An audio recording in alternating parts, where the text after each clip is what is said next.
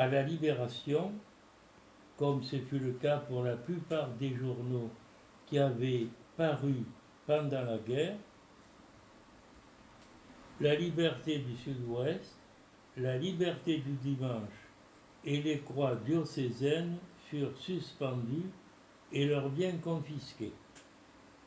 C'est alors qu'en 1944, deux nouveaux journaux prirent leur suite, Courrier français du Sud-Ouest, quotidien, et Courrier français dimanche, hebdomadaire, tous deux émanations du clandestin Courrier français du témoignage chrétien et inspirés par un père jésuite résistant, Antoine Dieuzède. Une société fut fondée. Cette société fit de mauvaises affaires et dut déposer son bilan le 30 juin 1947. Quelques jours après cette catastrophe, c'est-à-dire le 11 juillet 1947, les animateurs diocésains de Courrier français dimanche désignèrent comme leur mandateur pour négocier avec le liquidateur Albert Garrigue, ancien dirigeant de la jeunesse étudiante chrétienne, pour après exactement le 25 juillet 1947, une nouvelle société est fondée. Voici rapidement l'origine de notre hebdomadaire. Courrier français poursuit sa route.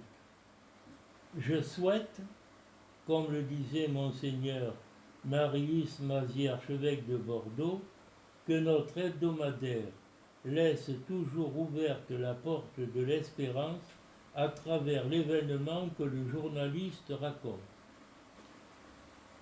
Pour ma part, qui est presque l'âge du journal, j'avais à peine 15 ans qu'un matin de vacances, alors que j'allais lui servir la messe à 8h pétantes dans l'église Saint-Martin, le chanoine Dufresne m'abonne à Courrier français.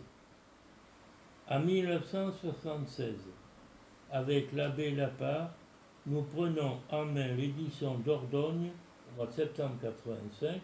Monseigneur Patria, en accord avec Albert Garrigue, me nomme directeur diocésain de notre hebdomadaire et je quitterai cette fonction en 1996. Elle m'a rendu heureux et mis en contact avec tellement de personnes. Mais il est vrai, je reste en lien avec le Courrier français puisque semaine après semaine, depuis 1982, le fil des jours est au rendez-vous. Faudra-t-il s'arrêter pour ne pas saouler les lecteurs ?